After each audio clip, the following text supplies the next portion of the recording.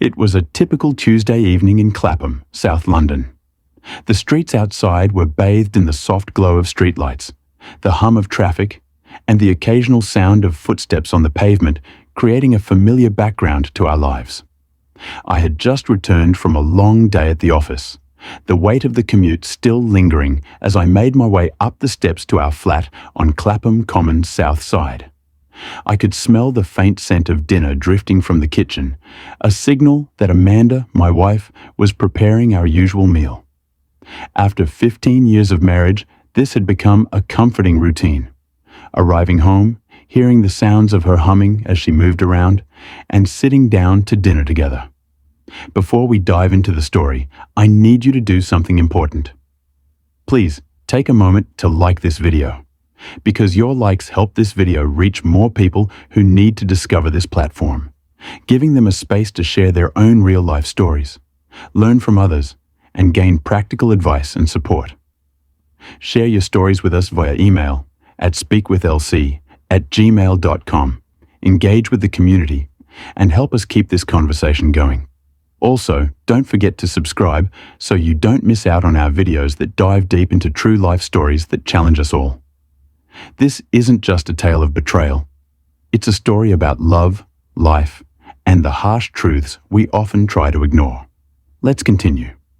Amanda was 38 years old, vibrant and beautiful, with a quiet confidence that made her the center of attention wherever she went. She worked as a marketing manager, often dealing with high-profile clients, her schedule always packed.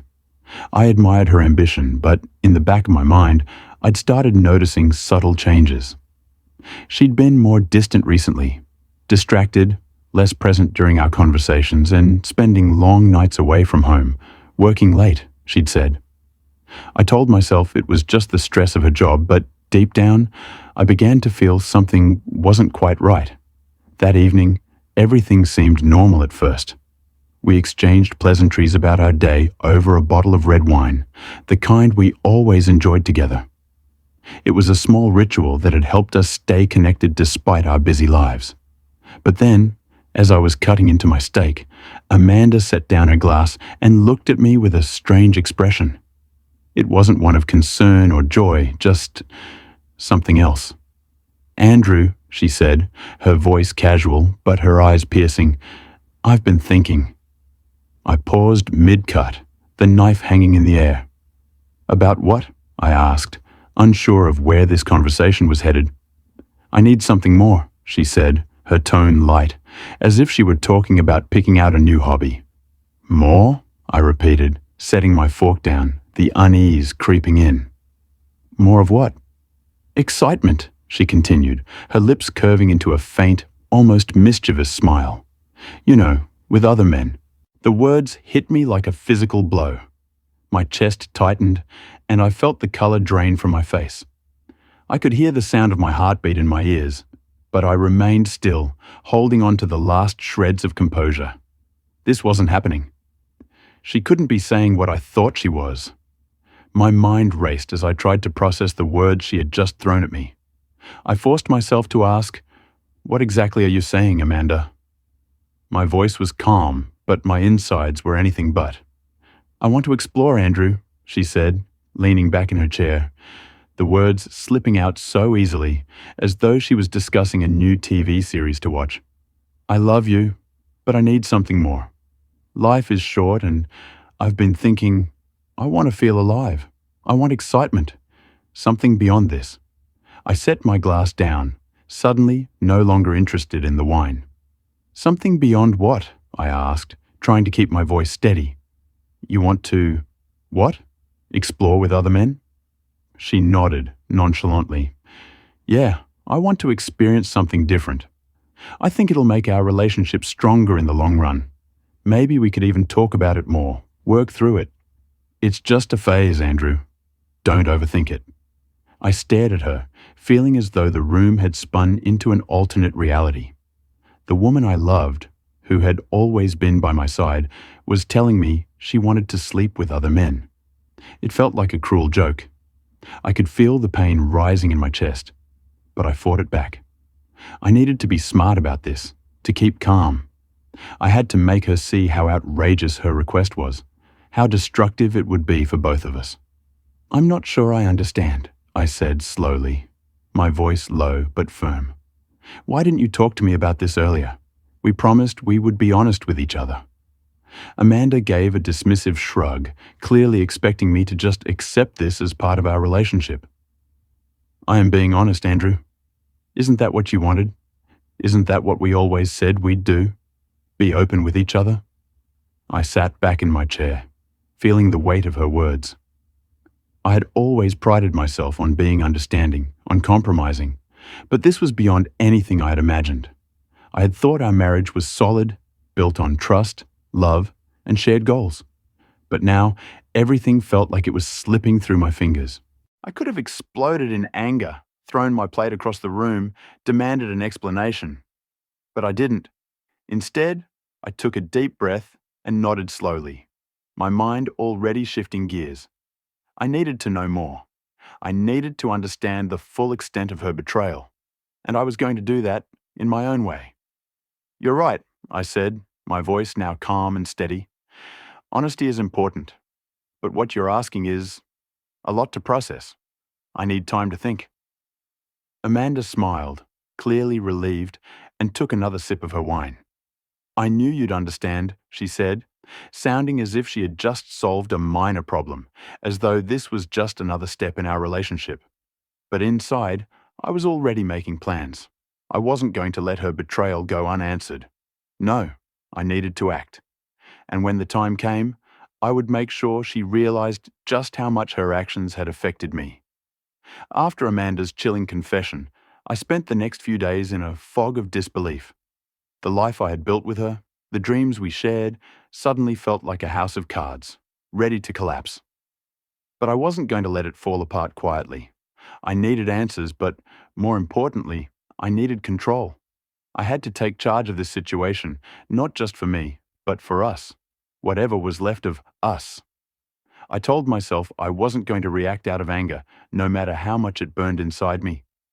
Anger, I knew, could cloud judgment. What I needed was a plan. I had to gather evidence, proof that Amanda wasn't just fantasizing about this excitement, but was actually already living it.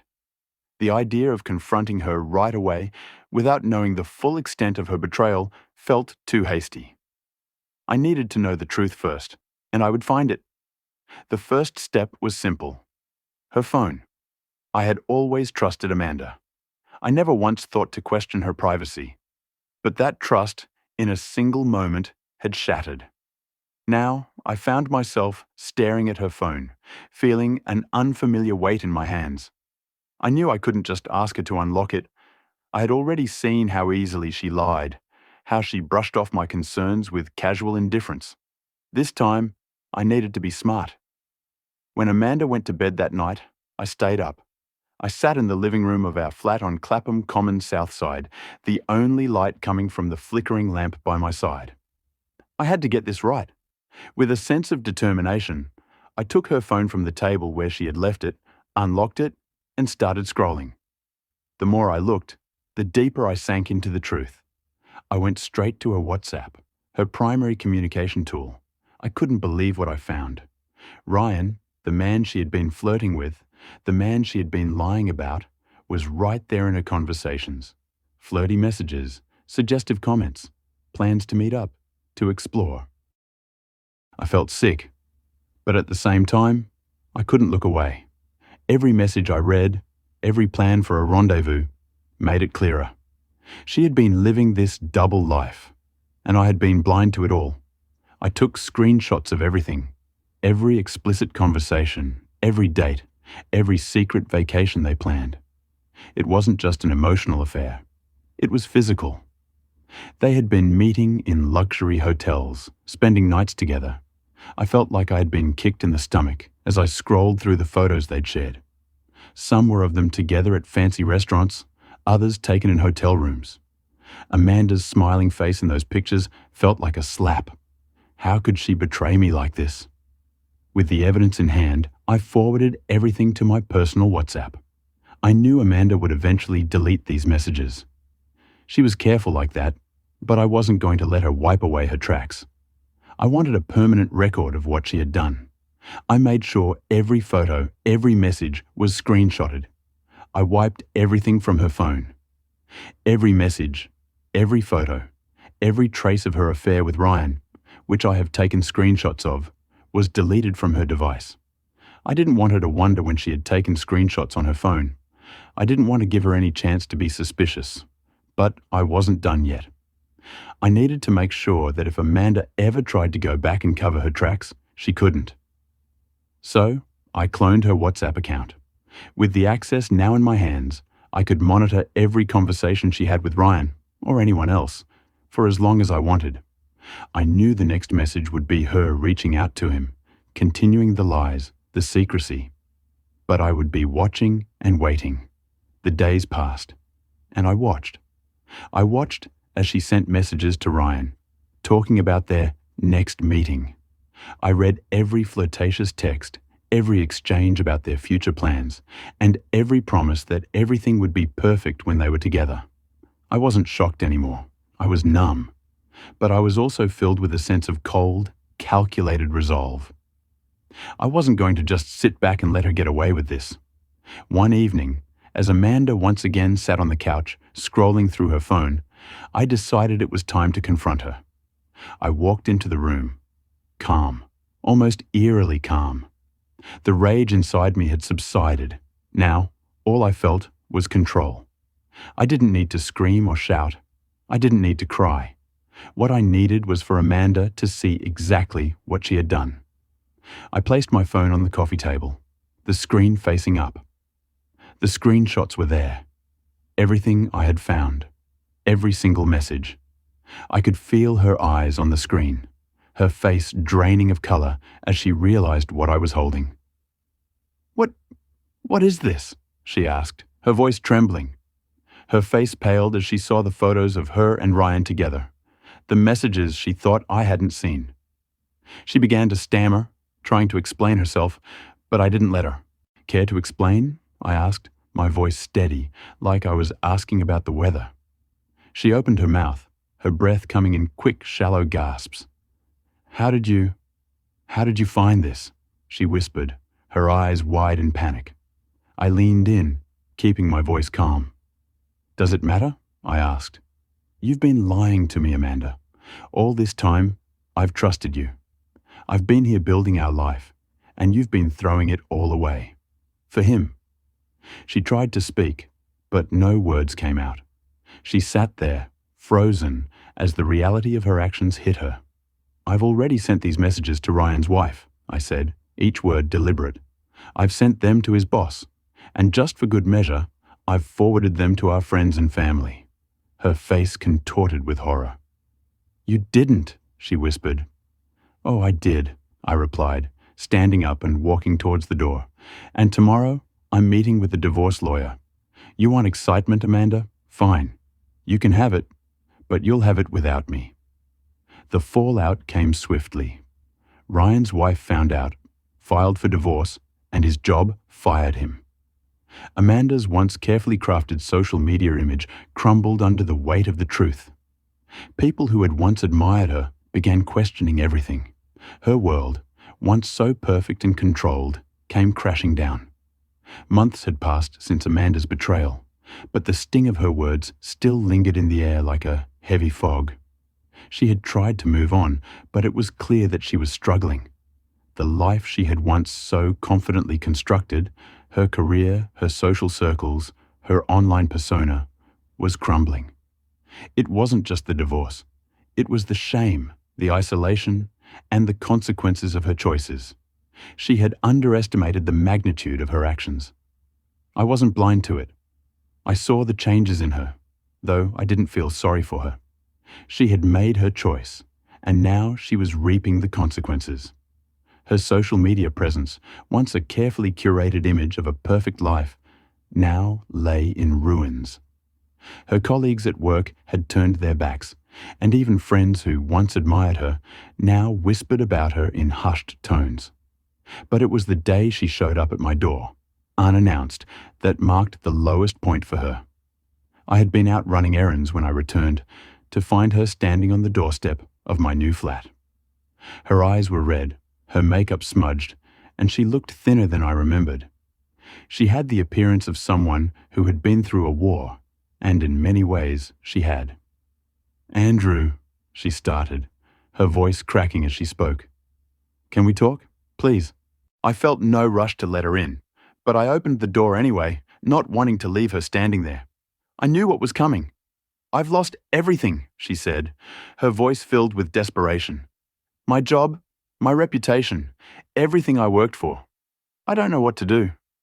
I'm so sorry. I messed up. I didn't realize how much I'd hurt you until it was too late. Please, can we try to fix this? Can we?" Her words trailed off as I stared at her. She seemed so different from the confident woman I had once known. This Amanda, broken, defeated, was almost unrecognizable. I stayed silent for a moment, taking in her appearance. I had no sympathy left for her, not after everything. She had chosen excitement over stability, thrills over love, and now she had to face the consequences of that decision. Still, despite the resentment I felt, there was a part of me that wasn't completely cold-hearted. I remembered the good times, the laughter, the years we had spent together before everything came crashing down. But those memories were buried under layers of betrayal and pain, and I wasn't sure how to reconcile them. "You're right, Amanda," I said, finally breaking the silence. "You've lost everything, and that's not my fault. You chose this path. You did this to yourself." She seemed to shrink under my words, but then her eyes widened in a plea. "Please," she repeated, this time more softly. "I don't know what to do. I've lost my job. I can't even pay my rent. I need help." There was a pause, and I thought about the woman I had once loved, the life we had shared, and the financial mess she had gotten herself into. I knew the kind of person she was, someone who would never admit to needing help. But now, she was asking for it in the most vulnerable way possible. I took a deep breath and made a decision. It wasn't about forgiveness. It wasn't about opening the door to reconciliation. It was about decency. I didn't want her to suffer unnecessarily. "Fine," I said, after a long pause. "I'll help you. But this doesn't mean I'm going back to you. You've made your choices, Amanda. This is just the right thing to do." She looked at me with disbelief, as if she didn't expect me to offer her any help at all. "Thank you," she whispered, tears brimming in her eyes. I arranged for her to stay in a small flat for a few months, and I helped her cover her basic expenses. But the moment I handed her that assistance, I knew this was the final chapter of our marriage. There was no going back to what we had. The trust had been broken beyond repair. In the months that followed, I started to focus more on myself. The pain, although still present, became more manageable. I took up new hobbies, things I had once pushed aside for the sake of our marriage. I reconnected with old friends and started focusing on my work again, putting all my energy into something that would allow me to grow. One of the things I had always wanted to do, but never had the time or energy for, was starting a podcast. I had the idea for years, to create a space for people to share their personal stories of betrayal, heartbreak, and healing. The journey of rebuilding after the destruction of trust was something I knew intimately now, and I wanted to help others who had gone through similar struggles. I knew I wasn't alone in this. The podcast took off. It started with a small group of listeners, but quickly gained traction as more people resonated with the raw and unfiltered stories being shared. The community that formed around it was supportive, and for the first time in a long while, I felt a sense of purpose. The feedback was overwhelming, and I was encouraged by how many people reached out to say my story, my experience, had helped them heal.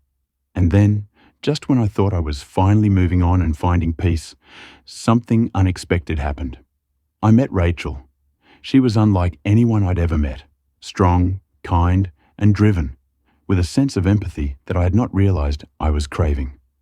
She wasn't looking for excitement. She was looking for stability, authenticity, and trust.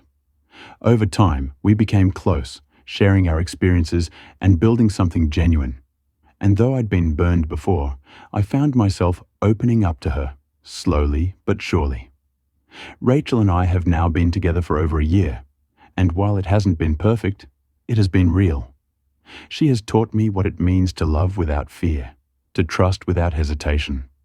She was exactly what I needed to rediscover myself, not just as a partner, but as an individual. Together, we've built a foundation that feels more solid than anything I ever had with Amanda. As for Amanda, I heard through mutual acquaintances that she had tried to rebuild her life, but the scars of her actions lingered. She moved to a smaller town, trying to escape the judgment, but she couldn't outrun the past. I heard she started dating again, but the relationships were short-lived. It was clear that the trust she had destroyed with me would never be easily rebuilt. One day, I received a letter in the mail from her. It was short, just a single page of handwritten words. "I'm sorry, Andrew. I wish I had been better. I wish I hadn't hurt you." I stared at the letter for a long time, but I didn't respond. There was nothing left to say. The time for apologies had passed. So, my question to you is this. Looking back on my experience, do you think I should have been more merciful? Or do you think I handled it the way I should have? What would you have done differently? Please drop your thoughts and opinions in the comments below. I truly value what you have to say. If you've learned anything from my story, or if you've found strength through this experience, please like the video, share it with someone who may need it, and subscribe to stay connected. Thank you again for your continued support. And remember, it's okay to rebuild, no matter how broken you may.